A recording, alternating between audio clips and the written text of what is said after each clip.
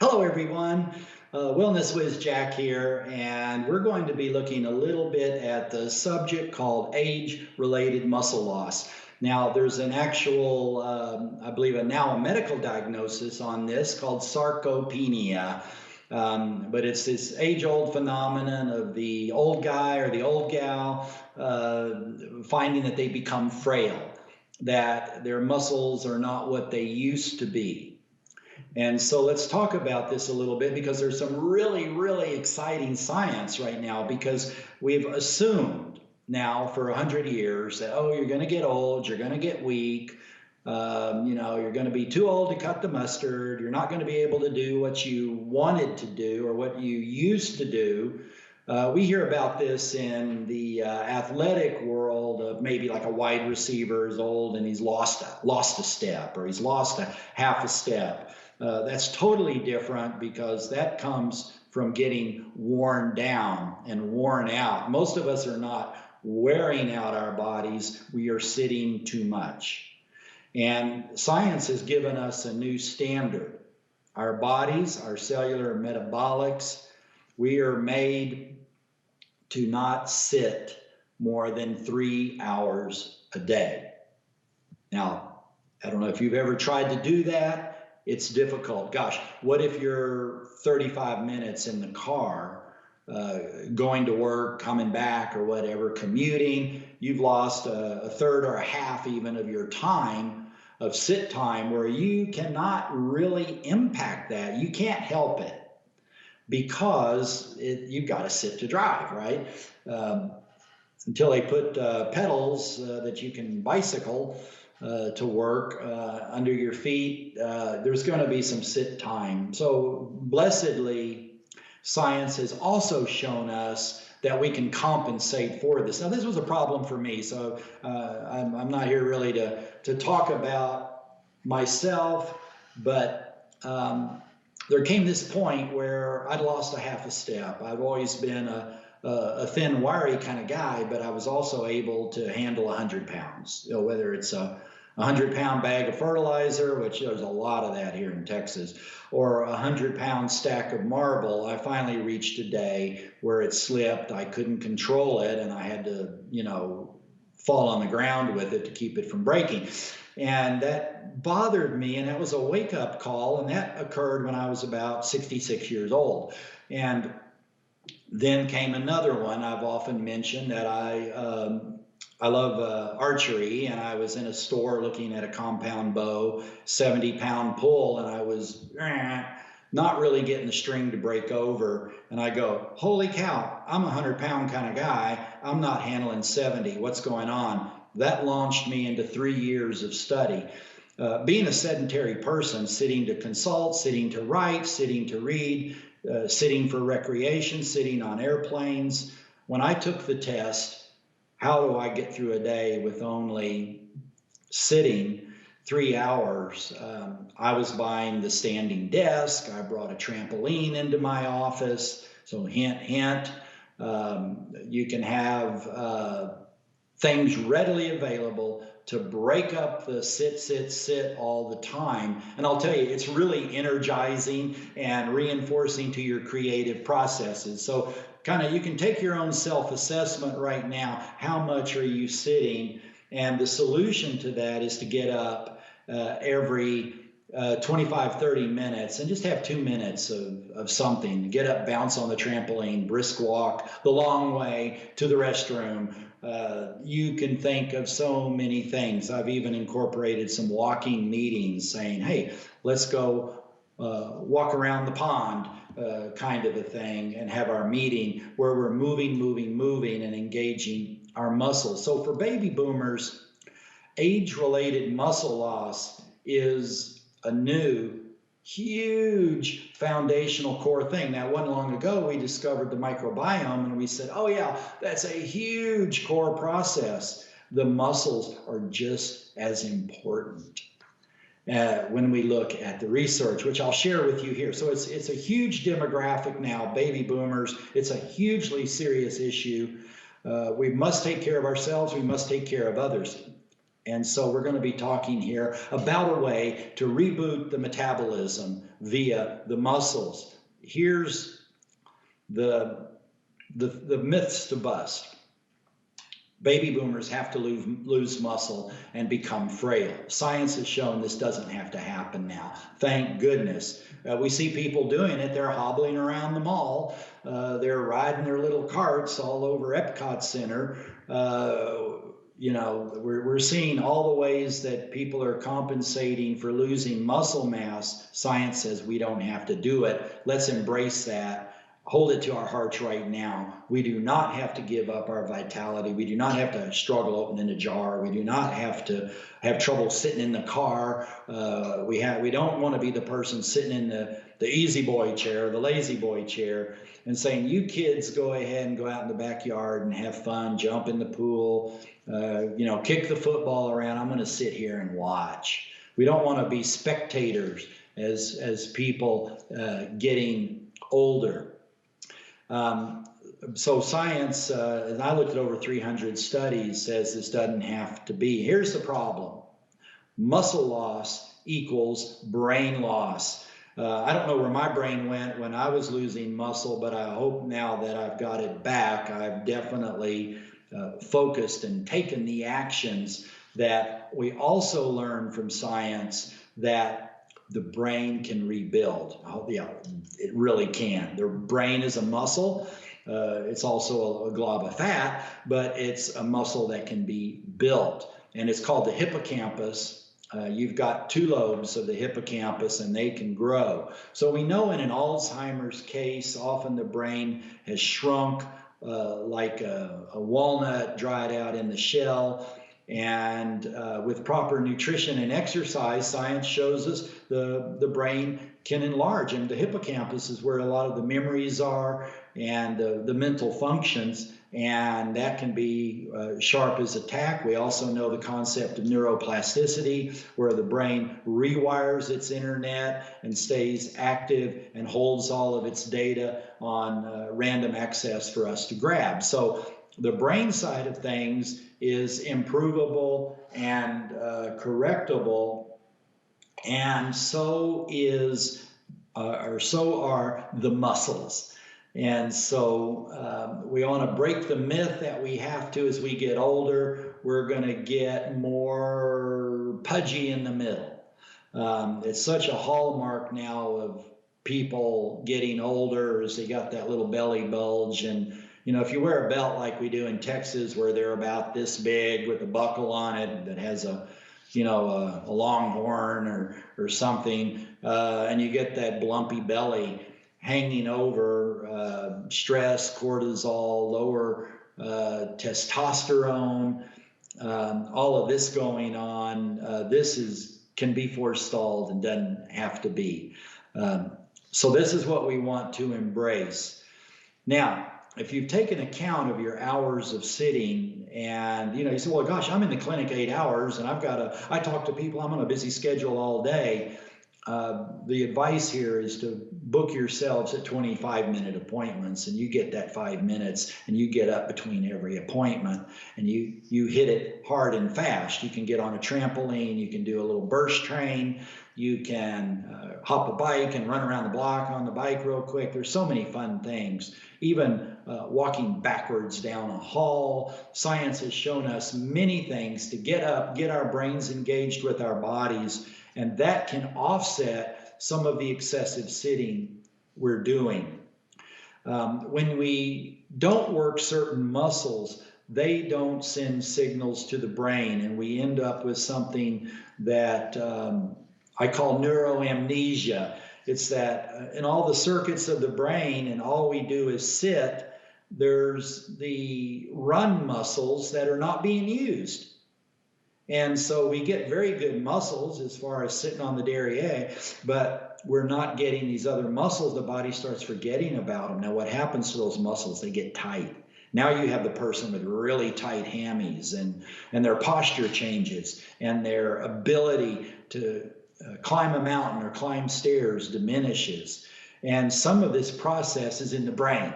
So we're going to identify here a muscle-brain connection. There's also a muscle-gut microbiome connection. And what I'm doing is I'm saying your muscles are positioned in a critically important, not to be neglected place with keeping your brain young, with keeping your gut working properly, and of course, all the metabolic activities that involve our muscles.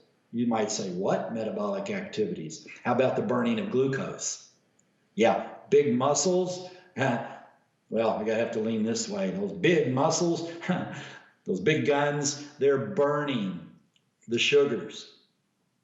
Now, what does that impact? The entire glucose metabolic process. They're balancing with hormones. They're waking up the brain, activating neuroplasticity, activating the brain to say, hey, why is that muscle tight? I need to loosen it up. I need to send nutrition there. I need to engage satellite cells. I need to engage mTOR, mechanistic targeted rapamycin, need to engage mTOR properly, not excessively, which can lead to free radical pathologies. We have to engage mTOR to properly rebuild these muscles. And so many people are just, their muscles are just waiting for a little nurture, a little attention, and they're going to come raging back. And the bigger muscles are going to burn more of that fat and burn more sugars. And all of a sudden, you know, you go from that blumpy over the belt buckle kind of person to a more svelte. Some of that belly weight comes back up to the chest, and a person has a little more physique. And you know what that means for men? It means your pants are going to stay on better. You don't get that fat down there at the belt line where now, you know, the pants have to come up under the armpits in order to get them to cinch up. So when the muscles decline, there's fewer signals throughout the body to the gut microbiome and to the brain. And this neuroamnesia means if you don't use it, you lose it. As the brain loses control over the muscles, they get tight, they atrophy. Now you find there's trouble with mobility. Now, for elder culture, mobility is freedom. You know, why shouldn't we rage against loss of freedom after all we've been through historically on this planet? And so taking it not on a political level today, but on a personal level, your freedom is your sharp mind. Your freedom is your body's ability to move. And so these are, if you're giving it up, you're losing your life, your quality of life. You lose your precious memories. You become susceptible to Sister Thomas, who sends you that email and says she's got $100 million sitting in a Nigerian bank, and all you have to do is send her some money and she'll send it all to you. You know, those kind of things. And all of a sudden you've got some elder person going, well, that's a great deal. Yeah, I'll take $100 million. Yeah, right. It's like the brain didn't work. And so why don't you think a minute with me here? What are your basic standards? Can you do a chin up? If you do, it comes in handy if you happen to be hanging off that high wire like this and you're out over Niagara Falls and you're hanging onto that wire, and all you have to do is chin up enough to get that leg over and you'll save your life. Can you do even one chin up? Now, pull-ups are harder, so you know you could turn your hands and get more bicep in there. But you might want to set a standard. I want to be able to do one chin up. So that way, if you are hanging off of the guy wire over Niagara Falls, it happens, you can take care of business and survive. We also have a very interesting statistic from science now that says if you want to have virtually zero heart issues, particularly as a man, they only put men through the study. They didn't do women. We're going to have to assume that there is some gender crossover in the study. And I would say for some person who's looking to do a study and have a grant for a study, let's find out the push-ups and heart disease for women. But push-up muscles are muscles, the heart's a muscle. If a man can do 40 push-ups, he can get his heart risk down to 97%. If you can do 30 and 20, right, the statistics drop down. So if you're older or a baby boomer, how many push-ups can you do? I've had people tell me I can't do any. And I go, well, then you start on your knees and you do a push-up. You put your hands on the coffee table or on the stairs where you're at an incline, and you start doing those push-ups, because as you build these pectoral muscles and you build the biceps and triceps, you're going to be giving signals to the brain and maintaining that heart muscle evidently. And you're moving metabolics, you're moving glucose, you're lowering insulin, you're getting insulin receptors more acute. You see, so we're undoing metabolic syndrome. How many times does medicine, science, and natural health people go, diet and exercise, diet and exercise? There's an article in JAMA, the Journal of the American Medical Association, that says that 90% of adult onset diabetes, type 2, is reversible and avoidable with diet and exercise. Stop eating the sugar, get more exercise, voila, you don't have to join the ranks of all these adult onset diabetics. But what are people doing? Well, it's the guy that's been overweight for 20 years. It's the guy who's been sitting for 10 hours a day, probably with good intention. He's prepared. He's serving his family out there in this high stress world of making a buck, and then he finds out he's hypertensive. He has cardiovascular disease. He has heart disease, and life is impaired. Now he's on medications that make a person feel worse. And all of a sudden life is on a rapid decline. It starts here right now. Can you do a chin up? Can you do 40 push-ups? If you can't, then do the 10 you can do, but next week do 11. You see, get your minimum standards. Sit-ups and crunches aren't necessarily in vogue now anymore, but think of this.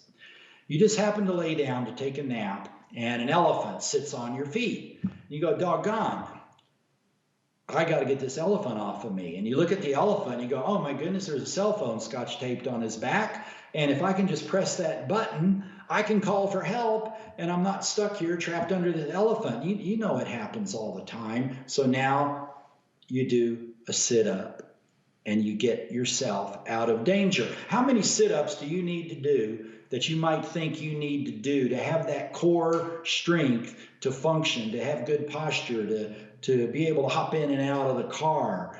And you've seen these people, they're driving and they turn and their whole bodies go like this. They can't even resist in the core and maintain an equilibrium as the car moves through the centrifugal force. And so there's just things that people give up. And so let's look at a model on what can be done here. Number one, there have to be lifestyle changes. We have to, get that elliptical, get that treadmill, get that, you don't need equipment. You can just get out and walk briskly down the hall or around the block. But we need these regular breaks throughout the day. And I often visit with a patient who says, well, about 6 o'clock, we sit in front of the TV and we go on demand, and we want to watch this movie, and then we're going to follow it off with an episode of our mini series. And I'll say, okay, 6 o'clock, what time are you finished? Oh, we usually fall asleep in front of the TV about 10 o'clock. Okay, that's 4 hours sitting. What do? You stop that clicker and you get up. Not to go to the refrigerator and pop a ring pull and grab some more snacks. You get up and you create a new lifestyle.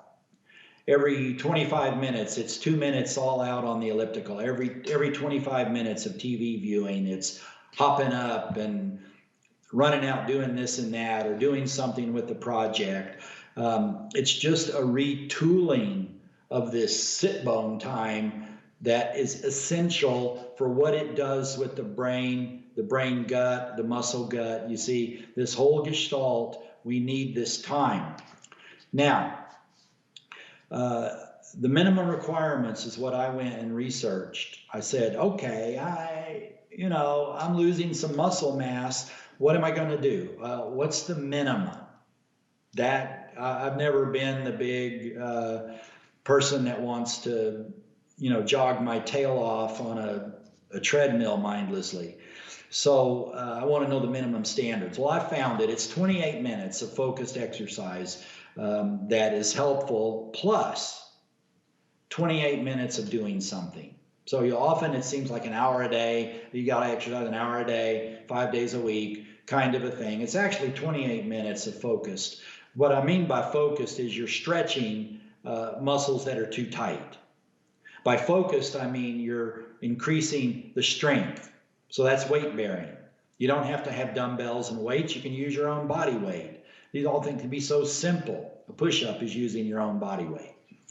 The stamina, that now we want to look at durations and getting that exhausting position. Okay, my muscles they're really complaining now. Great. That's sending those signals to the brain. The brain goes back and says to the mitochondria, hey, how about some mitochondrial biogenesis? You've only got 2,000 mitochondria in that bicep. You can't make much energy.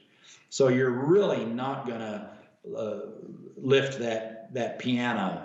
Now the brain says, okay, well, let's get you up to 6,000 mitochondria, and you're going to have so much energy, and you're going to have those guns really working for you. See, so we want to activate these innate processes.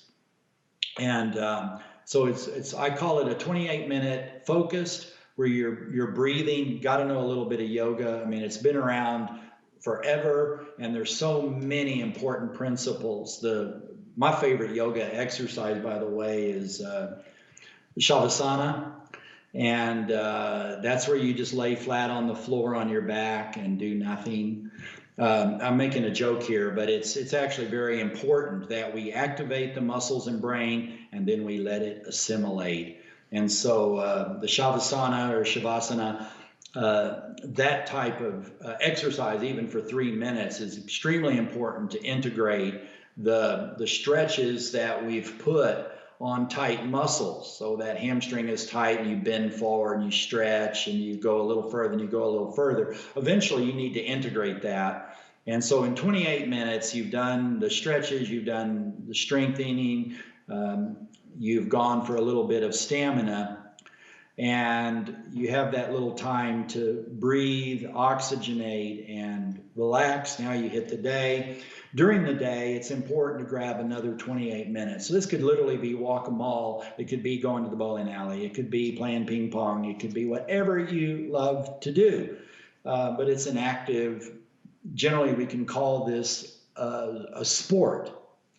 And so you look, well, I'm going to walk around the pond. I'm going to jog to the mailbox, that type of thing. So you're just budgeting in your day 28 minutes, whole body focus, 28 minutes, get out and do something, have some fun with it all. Now we're meeting the body's requirements as long as we're getting off the duff every 30 minutes and having exercise so that we're not just sitting ourselves into deep vein thrombosis or something, you see? So we build this in. Now we want to look at what we can do nutritionally. And there's 3 components here. The exercise, the lifestyle, which includes nutrition, this gut-brain aspect is important. So we have the gut, we have the muscles, and we have our lifestyle. In the lifestyle, I'll turn to the collagens.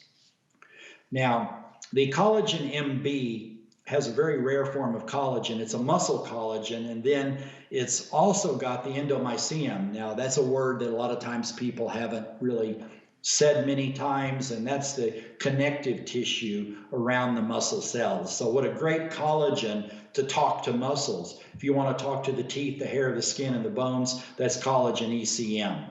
But when we want to really look at this muscle connection, we have collagen MB. And this has a little bit of creatine. Now, creatine is going to help with the water hydration and balance. It's an organic acid. It also hogs the what we would often need to bring in the mores. It hogs methyl donors. A majority of your methylation activities are making creatine in your body. I mean, by majority, I'm talking up there 70% and more. So if you want to work with muscles, mores is so important to have those methyl donors. We want that creatine. Now, in the exercise physiology, people have abused creatine and dehydrated cells and caused imbalances that damage kidneys and so forth. So again, too much protein can be a problem. Not enough can be a problem. Here's the rule.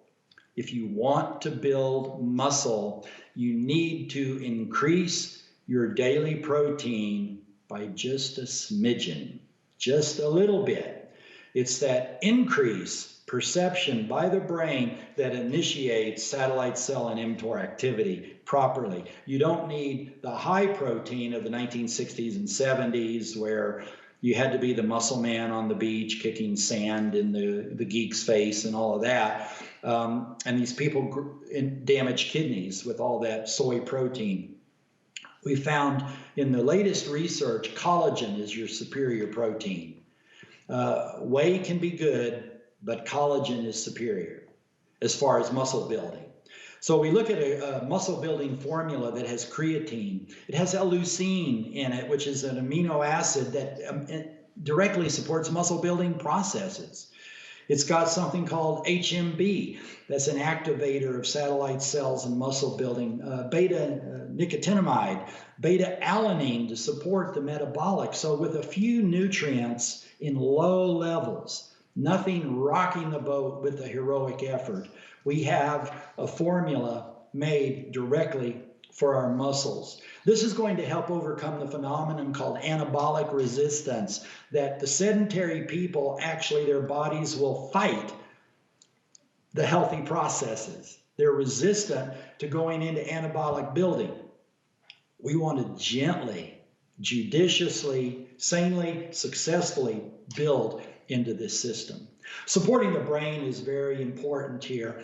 And so we want to look at this sensory motor amnesia where the brain forgets. We might want to wake up the brain with neuroactivation and give the brain something like Neurosin to help out. Glucose metabolics are on target here. Sinulin might be very important, supporting mitochondrial success with the E-energy. Vitamin D3 is a big one in muscle programs. And I've already mentioned that the anabolic activity of using creatine involves massive amounts of methyl donors. So we want to look at mores and having the methyl donors. So now we have a matrix of things we need to do. Lifestyle, food and nutrition. Now we have our nutrients and the collagen MB. We want to look at the brain support Neurosin. We want to look also lifestyle, getting off the duff and into some movement. You're going to know it within 2 days that you do this, that your brain is more alive. And I'll tell you, when your next appointment comes, you're more engaged, you're more creative, and you're going to do your best work for your patients. And so we've got that aspect.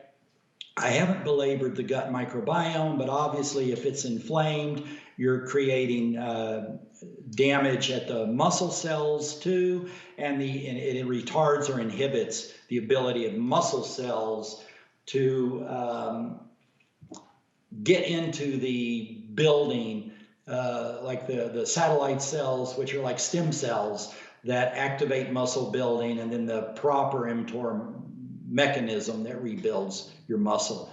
So it is that little tear down, rebuild, keeping the brain connected, let the brain know where the areas of support are and need to be. This is because the brain may have gone to sleep. The brain is happy to use those super highways of routine. It's easy peasy. It's doing that all day long. You're going to find it if you're a sitter that you're able to sit really well because your brain is tooled into that. And so from that, We look at these simple processes, this gestalt, where we serve it, we activate it, and then science promises us now that we can reverse age-related muscle loss and age-related cognitive decline.